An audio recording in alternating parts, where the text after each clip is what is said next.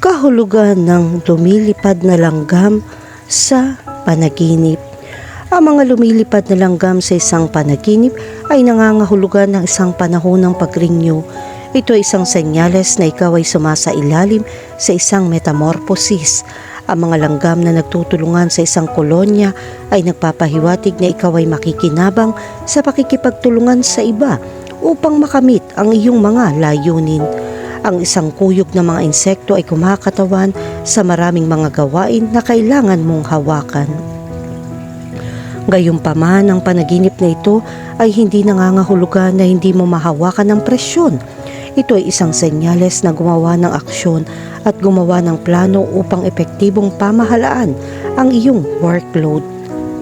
Ang panaginip tungkol sa mga lumilipad na langgam ay isang tawag sa pagkilos. Ito ay nagpapaalala sa iyo na maaari mong malampasan ang mga hamon sa iyong landas. Maaari kang gumawa ng mga tamang desisyon sa pamamagitan ng pag-unawa sa simbolismo ng mga panaginip na ito. Tandaan, ang mga panaginip na ito ay hindi lamang basta-bastang mga larawan, kundi mga mensahe mula sa iyong pinakamalalim na sarili upang tanggapin ang pagbabago at mamuhay ng mas kasiyasiyang buhay.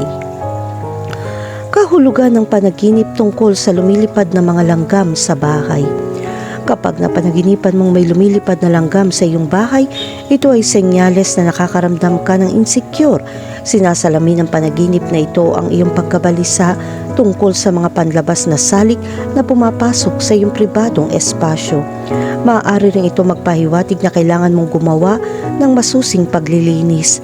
Ang iyong bahay ay ang sagisag ng iyong kalusugan, samantalang iminumungkahi ng mga insekto na ito na oras na upang lumikha ng isang mas maayos na kapaligiran. Kahulugan ng panaginip tungkol sa mga lumilipad na langgam na umaatake sa iyo. Kapag nanaginip ka tungkol sa mga lumilipad na langgam na umaatake sa iyo, ito ay kumakatawan sa mga damdamin ng takot na iyong nararanasan. Kailangan mong harapin ang iyong mga takot at gumawa ng mga hakbang upang malampasan ang mga hadlang sa iyong landas. Ang pag-atake ng mga langgam ay maaaring sumagisag sa panloob na labanan na iyong nilalabanan. Ito ay isang palatandaan para sa iyo na lumabas na matagumpay.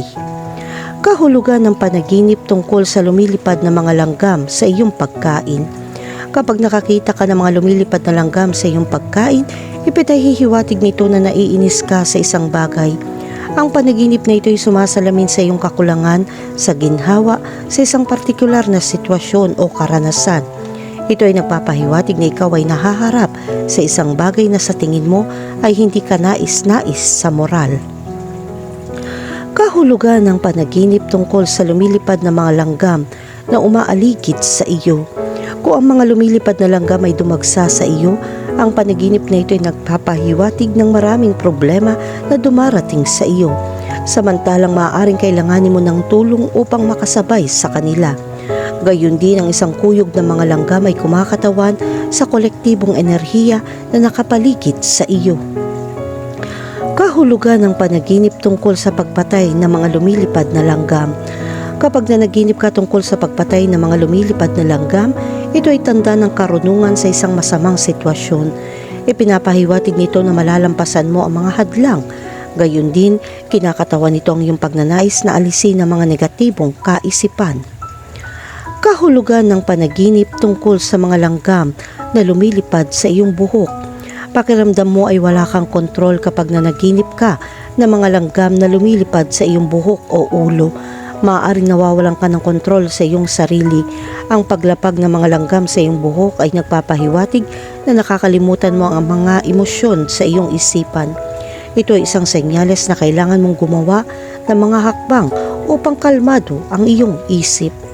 Kahulugan ng panaginip tungkol sa mga langgam na lumilipad sa iyong bibig. Kapag nanaginip ka ng mga langgam na lumilipad sa iyong bibig, ito ay nagpapahiwatig na ikaw ay nagsasabi ng isang bagay na mali. Sa kontekstong ito, ang mga langgam ay tanda ng kasamaan na nakakaapekto sa iyong mga iniisip at pananalita. Ito ay isang senyales na dapat kang maging mas maingat sa iyong mga salita at maiwasan ang pagkalat ng isang bagay na hindi tiyak.